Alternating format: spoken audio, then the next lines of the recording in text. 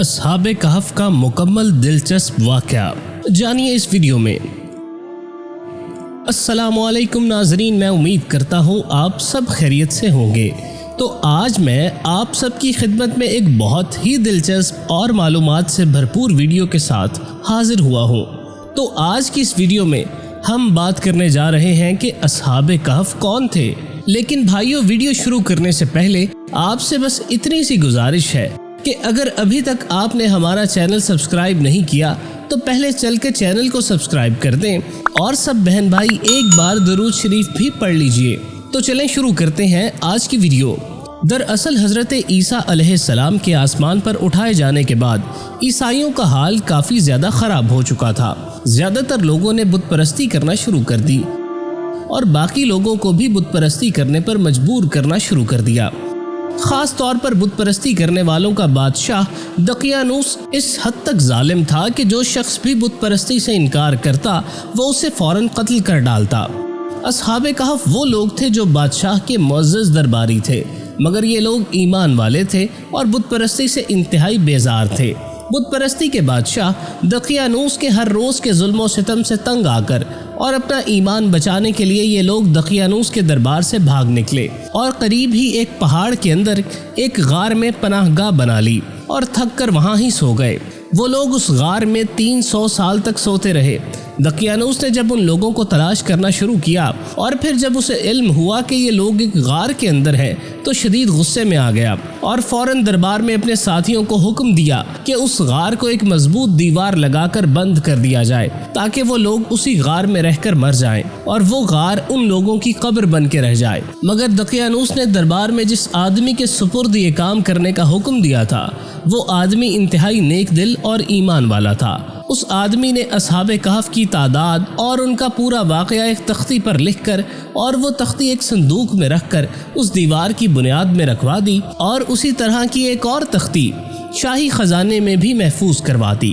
کچھ دنوں بعد ہی بت پرستی کا بادشاہ دقیانوس مر گیا اور پھر سلطنتیں بدلتی رہیں اور پھر ایک بار ایک ایسے بادشاہ کے ہاتھ سلطنت لگی جو کہ بہت نیک دل اور انصاف پسند تھا اور جس نے 68 سال تک شان و شوکت کے ساتھ سلطنت کی۔ اور پھر اس بادشاہ کے دور میں مذہبی فرقہ بندی کا نظام شروع ہونے لگا اور لوگ مرنے کے بعد اٹھنے اور قیامت کا انتظار کرنے لگے۔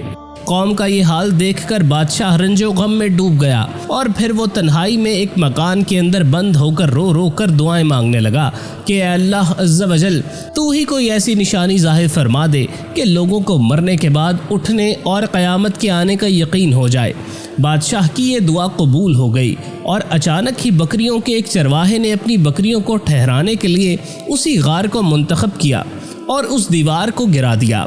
دیوار کے گرتے ہی لوگوں پر ایک دہشت سوار ہو گئی اور دیوار گرانے والے خوف کے مارے وہاں سے بھاگ نکلے اور اصحاب کہف اللہ پاک کے حکم سے اپنی نیند سے بیدار ہو کر اٹھ گئے اور ایک دوسرے سے سلام کرنے لگے اور عبادت کرنے میں مشغول ہو گئے۔ جب ان لوگوں کو بھوک لگی تو ان لوگوں نے اپنے ایک ساتھی سے کہا کہ تم بازار سے جا کر کچھ کھانا وغیرہ لے آؤ اور بہت ہی خاموشی کے ساتھ یہ بھی معلوم کرو کہ دقیانوس ہم لوگوں کے بارے میں کیا جانتا ہے۔ اصحاب کہف کا جب ایک ساتھی غار سے نکل کر بازار گیا تو یہ دیکھ کر حیران رہ گیا کہ شہر میں ہر طرف اسلام کا ہی چرچا ہے اور ساتھ ہی لوگ اعلانیہ طور پر جناب عیسیٰ علیہ السلام کا کلمہ پڑھ رہے ہیں۔ وہ شخص یہ منظر دیکھ کر حیران رہ گیا اور دل ہی دل میں کہنے لگا، یا اللہ، یہ کیا ماجرا ہے؟ اس شہر میں تو اسلام اور ایمان کا نام لینا بھی جرم تھا، آج یہ انقلاب کیسے آ گیا؟ پھر وہ شخص کھانا لینے ایک دکان پر گیا اور دقیانوس کے زمانے کا روپیہ نکال کر دیا جس روپے کا دور ہی ختم ہو چکا تھا۔ دکاندار کو وہ روپیہ دیکھ کر شک ہوا کہ شاید اس شخص کو کوئی پرانا خزانہ مل گیا ہے۔ چنانچہ دکاندار نے وہ روپیہ اور اس شخص کو بادشاہ کے حوالے کر دیا اور پھر بادشاہ نے اس شخص سے اس خزانے کے بارے میں پوچھنا شروع کر دیا اور کہا، بتاؤ خزانہ کہاں ہے؟ اس شخص نے جواب دیا، کوئی خزانہ نہیں ہے، یہ ہمارا روپیہ ہے۔ بادشاہ کہنے لگا، ہم کیسے مان لیں یہ روپیہ تمہارا ہے؟ یہ روپیہ تو 300 سال پرانا ہے اور کئی برس پہلے یہ روپیہ چلنا بند ہو گیا تھا اور تم تو ابھی جوان ہو، لہٰذا صاف صاف بتاؤ یہ ماجرا کیا ہے؟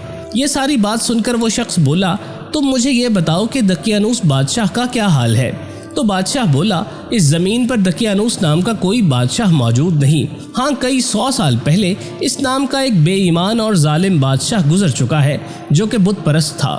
تو وہ شخص بولا ابھی کل ہی تو ہم اس بادشاہ کے خوف سے اپنے ایمان اور اپنی جان بچا کر بھاگے ہیں، اور میرے ساتھی بھی قریب ہی ایک غار میں موجود ہیں، تم لوگ میرے ساتھ چلو، میں تم لوگوں کو ان سے ملوا دیتا ہوں۔ چنانچہ وہ بادشاہ اور کئی کثیر تعداد میں لوگ اس شخص کے پاس غار میں پہنچے۔ اصحاب کہف اپنے ساتھی کے کھانا لانے کا انتظار کر رہے تھے، لیکن جب ان کے ساتھی کی واپسی میں کافی دیر ہوئی تو ان لوگوں نے خیال کیا کہ شاید ان کا ساتھی گرفتار ہو گیا ہے، اور جب غار کے ارد گرد کثیر تعداد میں لوگوں کا شور دیکھا تو اصحاب کہف سمجھے کہ دقیانوس کی فوج ہماری گرفتاری کے لیے آن پہنچی ہے، تو وہ لوگ ذکر الہی اور توبہ استغفار میں مشغول ہونے لگے۔ بادشاہ نے غار کے پاس پہنچ کر دیوار میں چھپا صندوق برآمد کیا اور اس کے اندر سے تختی نکال کر پڑھنے لگے۔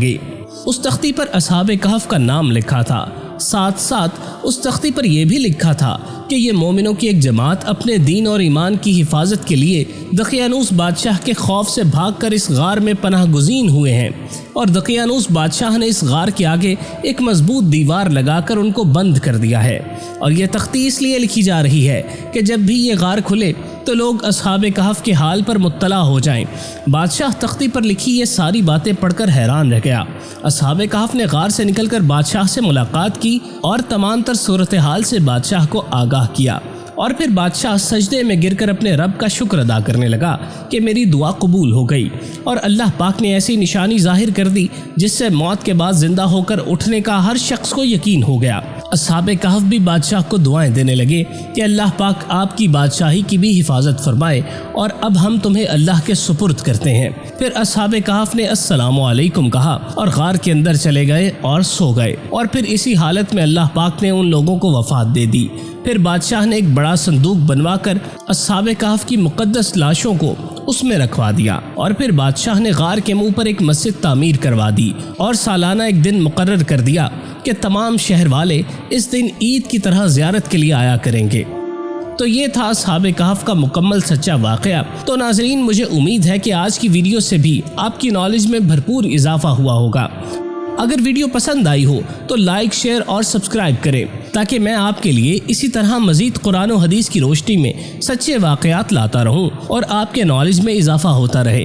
اب اسی کے ساتھ مجھے اجازت دیجیے۔ اللہ حافظ۔